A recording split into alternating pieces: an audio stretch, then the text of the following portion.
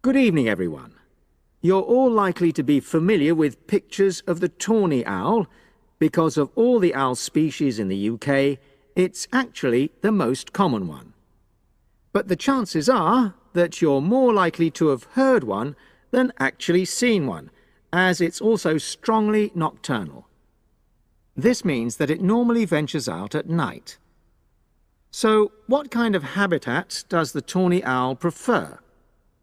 Well, a survey carried out in the 1980s confirmed that this owl is most likely to be found in woodland. If you look at a map of tawny owl distribution across Britain, you'll only see gaps in the treeless marshy areas of eastern England and in some of the more upland parts of northwest Scotland. However, you can sometimes find populations of tawny owls in urban areas too, either in parks or in large gardens. The tawny owl shows some obvious adaptations to its natural habitat. For example, both its wings and its tail are short, which helps it to maneuver through the trees. Also, the bird's plumage is a mixture of brown and grey, and this provides suitable camouflage for when the owl perches up against a tree trunk. Then there are its large eyes. The tawny owl's visual capacities are considerably better than those of humans, and although it can't see in complete darkness, it's sufficiently well equipped to be able to navigate its way around woodland on all but the most overcast nights. Another factor that contributes to the tawny owl's success as a hunter is its excellent memory of the layout of different areas. If you combine this ability with the owl's strongly territorial and sedentary nature, most populations of tawny owl are sit-and-wait predators, you realize that it has a good opportunity to predict where prey might be found. Finally, as well as having large eyes, the owl's sense of hearing is excellent, and this helps it to locate potential prey as it sits on its perch.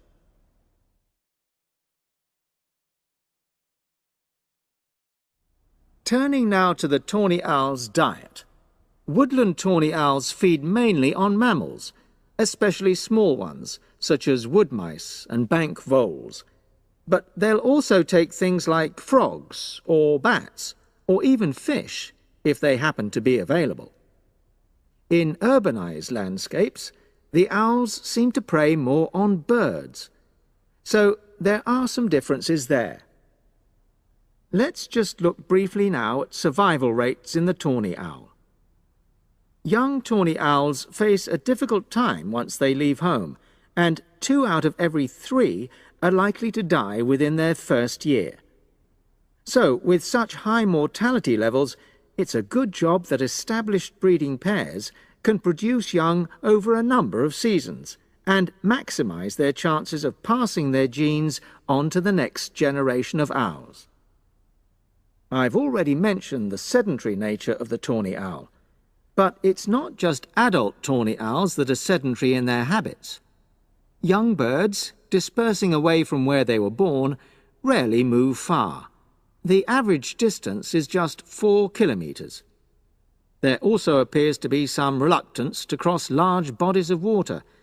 The owl is absent from many of the islands around our shores, with only occasional sightings in Ireland and the Isle of Wight off the south coast of England. Right, well, now I'll show you some photographs that have been taken in 1 or 2 of the... Hello, Brian Park speaking. Oh, hello. I'm calling about the advert in the paper. For the car? Yes, the Mini you've got advertised for sale. Oh, yes. I just wanted to find out a bit more information. Of course. What would you like to know? It's my brother who's interested, actually, but he's not in today, so he asked me to call you. Fine. Great, thanks. So, it's a Mini? Yep. And how old is it? Just coming up to 13 years old. And I seem to remember from the ad that it's grey. That's it. Doesn't show the dirt. Absolutely. Anyway, the colour shouldn't be a problem for Jeff. You know, the important thing is the quality. Yes, of course. And what about mileage? With it being pretty old, it's probably over 100,000? Actually, it's 40,000 less than that. 62,000 on the clock. Great! I remember now. I'm confusing it with another ad I was looking at. Right. Pleasant surprise then. Yeah. Have you been the only owner, or was there a previous one? I'm the second one. Before, it was owned by a teacher who was a very careful driver. Didn't have any accidents. Very good. And what about you? What do you tend to use it for? I haven't used it all that much, mostly for shopping. You know, the sort of thing. So not much wear and tear. I'll make a note of that. I know Jeff wanted me to check that. Right. Now, about the price, I see you've got it down as £1,250. I'm not sure Jeff will be able to come up with that amount.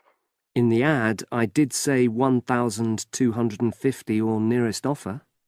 So would you be prepared to go down to 1,000? That's really too low, I'm afraid. 1,100? I might be able to go to that. Okay, I'll make a note of that. What about tax? Is it due soon? Got another 5 months before it's due. Oh, that's a real plus, yes. I'll make a note of that. Okay. Now, you say it's in good condition. For its age, I'd say yes, definitely. It's just been serviced and there were no major problems. Major. I'd be able to show you the service report. The only thing is, you'd have to get a new tyre in the near future. Though it's still okay, you know. It's certainly absolutely safe at the moment. Okay, fair enough. Yes, I understand. And the garage also mentioned that one headlight could probably do with replacing. They think there's a fault there, you know, intermittent. Well, we'd obviously look at all the documents, but that sounds very straightforward. Of course. I've got all the service documents up to date, and you can look at those. Well, it all sounds pretty good, and I know my brother will be interested, so would it be possible for him to see the car?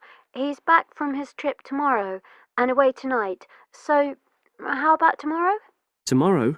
Wednesday? I'm afraid that's not possible. I'm out pretty much all day. Well, Thursday then? That'd be fine, yeah. In the morning? Yes, that'd suit me perfectly. Great. Now, you'll need my address. Oh, yes, of course. What is it? It's number 238. 238? London Road.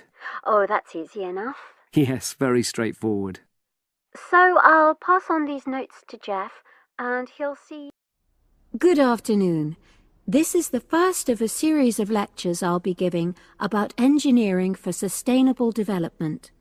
I'll be presenting examples of engineering projects from a variety of contexts, and today I'm going to talk about a project to design a new kind of greenhouse for use in the Himalayan mountain regions. First of all, I'll tell you about the problem which was the context for this project. In the Himalayan mountains, fresh vegetables and other crops can only be grown outside for about 90 days during the summer because the altitude of the region is around 3,500 meters and because the rainfall is so low. In winter, temperatures fall below minus 25 degrees centigrade, so fresh vegetables have to be imported. They arrive by truck in summer or by air in winter, which makes them expensive. Local people rely on dried leafy vegetables and stored root crops during the winter, and rarely eat fresh vegetables. But despite the sub-zero temperatures, the skies over the region are cloudless, and there are over 300 sunny days per year. So, an engineering solution was needed to exploit the sun's energy and protect locally produced plants from freezing during winter. And in fact, there had been programs in the past to provide greenhouses, but these were unsuccessful. The greenhouses weren't adapted for local conditions, so they tended to fall into disuse. So, a few years ago, a project was initiated to design a better greenhouse, one which would meet the criteria for sustainability.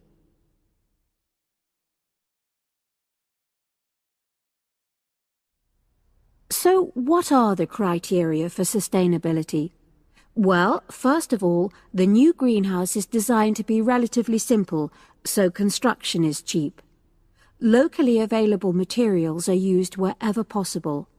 The walls are generally constructed of mud bricks, made locally, although in areas of high snowfall, more resilient walls of stone are needed. Rammed earth is also used. The main roof is generally made from locally available poplar wood, with water-resistant local grass for the covering. In addition, the construction and maintenance of the greenhouse is done by local craftsmen, so local stonemasons are employed to build the greenhouse walls, and specialized training is provided for them wherever necessary.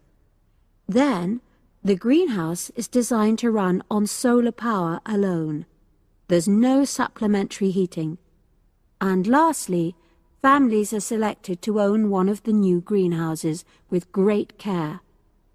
They have to have a site which is suitable for constructing it on. They also have to be keen to make a success of using it, and also to share the produce with the wider community through sale or barter. Potential owners are taken to see existing greenhouses before they make a final decision about having one.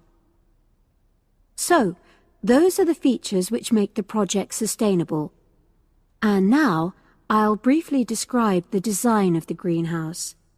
The greenhouses are orientated very carefully along an east-west axis, so that there's a long south-facing side. The transparent cover on the south-facing side is made from a heavy-duty polythene, which should last for at least 5 years. On the inside of the greenhouse, the walls are painted.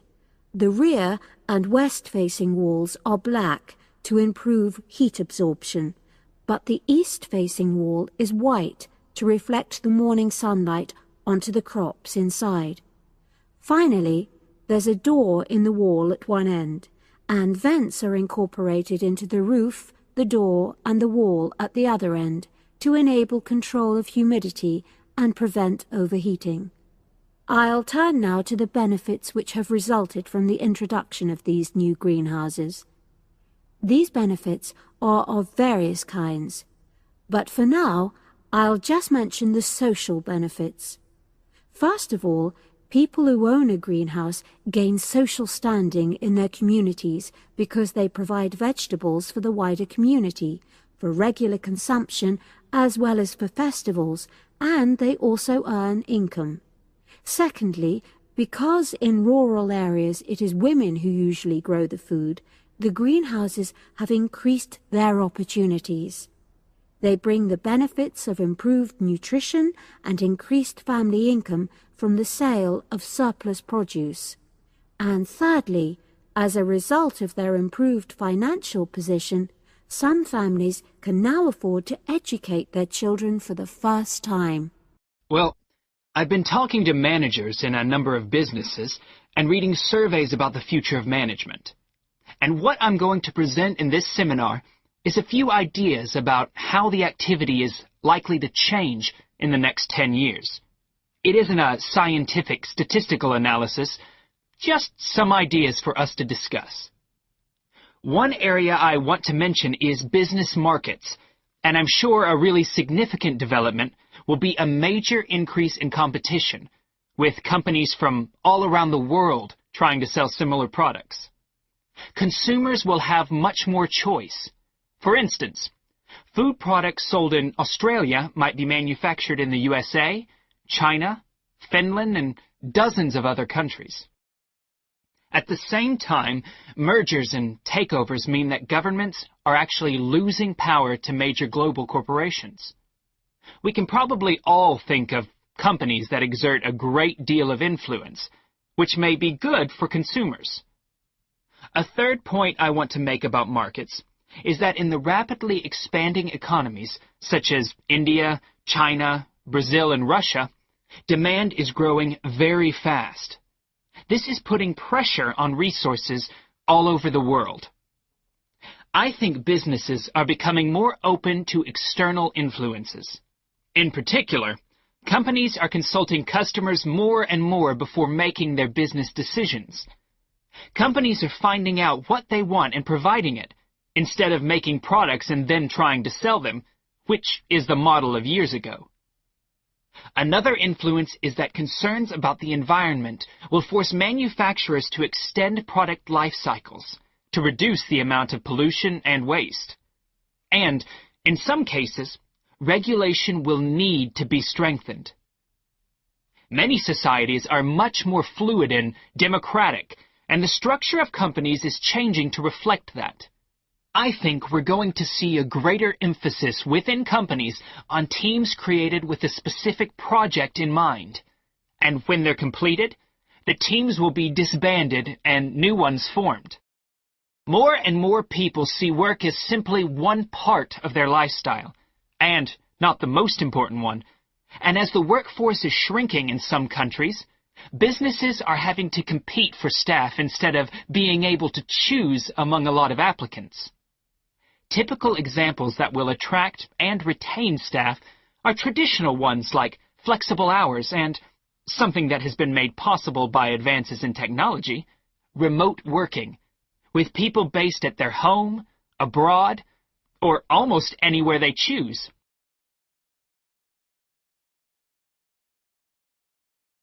Management styles will almost certainly continue to change. Senior managers will require a lot more than the efficiency that they've always needed.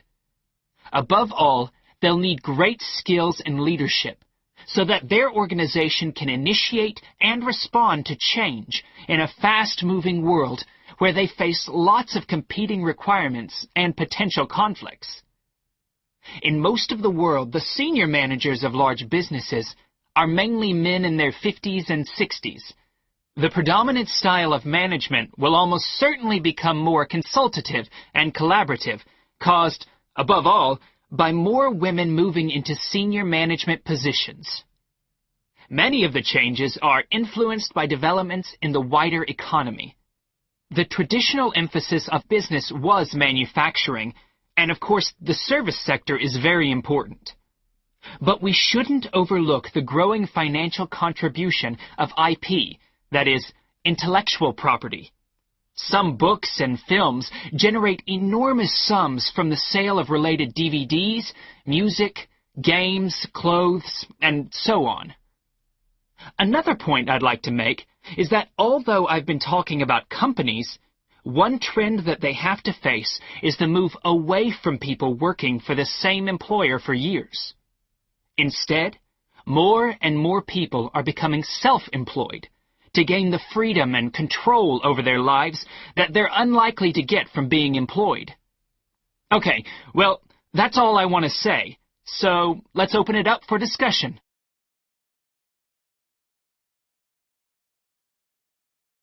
Please wait for the answers.